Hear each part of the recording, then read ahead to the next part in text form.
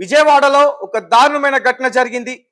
ప్రేమించి పెళ్లి చేసుకున్న భర్తని అత్యంత దారుణంగా చంపించింది ఒక మహిళ.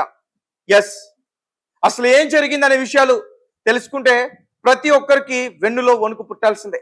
ఈ మధ్య కాలంలో చూస్తా ఉన్నాం, భార్య కావచ్చు, భర్త కావచ్చు, వివాహేతర సంబంధాలు పెట్టుకుని కట్టుకున్న భార్యని, కట్టుకున్న భర్తని అత్యంత కిరాతకంగా సుఫారీ గ్యాంగులకి డబ్బులు ఇచ్చి చంపిస్తున్న ఘటనలు చాలానే చూస్తాను.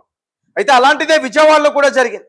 ఎన్టీఆర్ జిల్లా తిరువూర్ నియోజకవర్గం విస్సన్నపేట మండలం బాణావతు తాండాకు సంబంధించి వడిత్య రాజేష్, అతని భార్య అలైక్య, వాళ్ళిద్దరూ కూడా ప్రేమించి పెళ్లి చేసుకున్నారు. వారికి ఒక బాబు కూడా ఉన్నారు. అయితే పని నిమిత్తం విజయవాడ రూరల్ మండలం నున్నా విలేజ్ కి వాళ్ళు రావడం జరిగింది. అక్కడ ఒక క్రికెట్ స్టేడియంలో వాళ్ళు పని చేస్తా ఉన్నారు. అదే క్రికెట్ స్టేడియం కి సంబంధించి నిర్వాహకుడు ఎవరైతే ఉన్నారో చిలకా కృష్ణసేన అనే వ్యక్తితో అలేఖ్య వివాహేతర సంబంధం పెట్టుకుంది. గత కొన్ని రోజుల నుంచి వాళ్ళిద్దరి మధ్య అక్రమ సంబంధం నడుస్తుంది. అది కాస్త భర్తకు కూడా తెలిసింది. దీంతో అలేఖ్యని మందలించాడు.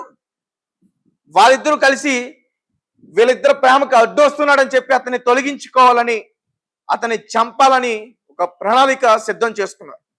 సో దీంతో ఈ చిలకా కృష్ణసేన అతని స్నేహితులకి తెలిసిన కడప జిల్లాకి సంబంధించి పొన్నం రామ్మోహన్, ఏలూరి భరత్, వెంకట్రమణ, సో ఈ ముగ్గురు రౌడీ షీటర్స్ తో వీళ్ళు ఈ హత్య చేయడానికి ప్లాన్ కుదుర్చుకున్నారు. దానికోసం 3 లక్షల రూపాయల వరకు డీల్ చేసుకున్నారు. 2 లక్షల రూపాయలు ఆల్రెడీ అడ్వాన్స్ కూడా ఇచ్చేశారు. సో ఈ నెల 21వ తేదీన అతన్ని చంపాలి అని ఒక ప్లాన్ చేసుకున్నారు. సో దీంతో ఈ నున్నా విలేజ్ కి అతన్ని పిలిపించి, విజయవాడ ఎక్కడైతే ఉందో అక్కడ నున్నా విలేజ్ కి పిలిపించి అతనితో ఫుల్ గా మద్యం సేవించే ప్రయత్నం చేశారు. సో దీంతో అతను మద్యం సేవించిన తర్వాత, అతను కొంచెం మత్తులో ఉన్న తర్వాత అతని పైన ఒక రాడ్డుతో తలపైన బలంగా దాడి చేశారు. తర్వాత అతను స్పృహ కోల్పోయాడు, కింద పడిపోయాడు. తర్వాత ఊపిరి ఆడకుండా అతన్ని చంపేశారు. నున్నా విలేజ్ లోనే అతన్ని చంపేశారు.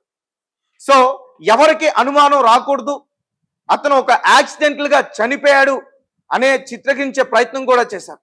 దీంతో చనిపోయిన రాజేష్ బాడీని ఈ చందంపట్ల అనే ఒక గ్రామం దగ్గరికి తీసుకొచ్చి, అక్కడ ఎన్ఎస్సి కెనాల్ ఒక కాలువ లాంటిది ఉంది.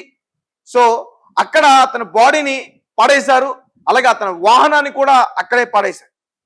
సో దీంతో అక్కడ ఆ గ్రామస్తులు ఆ వాహనాన్ని, ఆ బాడీని చూసిన తర్వాత పోలీసులకి వాళ్ళు వివరాలు ఇవ్వడం జరిగింది. దీంతో పోలీసులు అక్కడికి చేరుకుని ఒక యాక్సిడెంటల్ కేసు కింద నమోదు చేసుకుని దర్యాప్తు ప్రారంభించారు.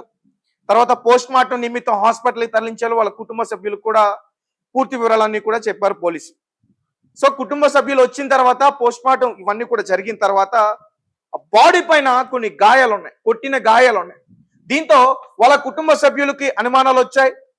తర్వాత ఈ కేసుని లోతుగా దర్యాప్తు చేయాలంటూ కూడా పోలీసులను వాళ్ళు కోరుకున్నారు. అలాగే విజయవాడ కలెక్టరేట్ దగ్గర కూడా వెళ్ళి కలెక్టర్ యొక్క వాహనాన్ని ముట్టడించే ప్రయత్నం చేశారు. దీంతో పోలీసులు రెండోసారి మళ్ళీ కేసు నమోదు చేసుకుని ఒక హత్య కేసు కింద నమోదు చేసుకుని దర్యాప్తు ప్రారంభించడం జరిగింది. ఆ దర్యాప్తులోనే ఈ అలైక్య భర్తని ఎలా చంపించింది అనే విషయాలు ఇవన్నీ కూడా బయటపడ్డాయి. ఎస్, సో వారు అనుకున్న ప్లాన్ ప్రకారం విజయవాడ నున్నా విలేజ్ కి అతన్ని పిలిపించారు మద్యం సేవించడానికి. తర్వాత అక్కడ వాళ్ళు అతని పైన దాడి చేసి చంపేశారు. తర్వాత చంద్రపట్ల అనే గ్రామానికి తీసుకెళ్లి అక్కడ ఒక కాలువలో పడేశారు. అతని వాహనాన్ని కూడా అక్కడే పడేశారు.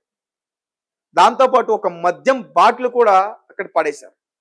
సో రెండోసారి పోలీసులు దర్యాప్తు చేస్తున్నప్పుడు ఆ మద్య బాటిల్ కూడా తీసుకుని దానిపైన ఉన్న క్యూఆర్ కోడ్ ని స్కాన్ చేశారు. సో దీంతో ఆ మద్యం ఎక్కడ కొనుగోలైంది అనే విషయాన్ని వాళ్ళు తెలుసుకున్నారు.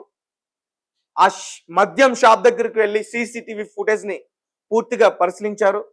అతనితో పాటు ఎవరున్నదని గుర్తించి వాళ్ళు ఎవరు, అలాగే చిలక కృష్ణసేన ఎందుకున్నాడు,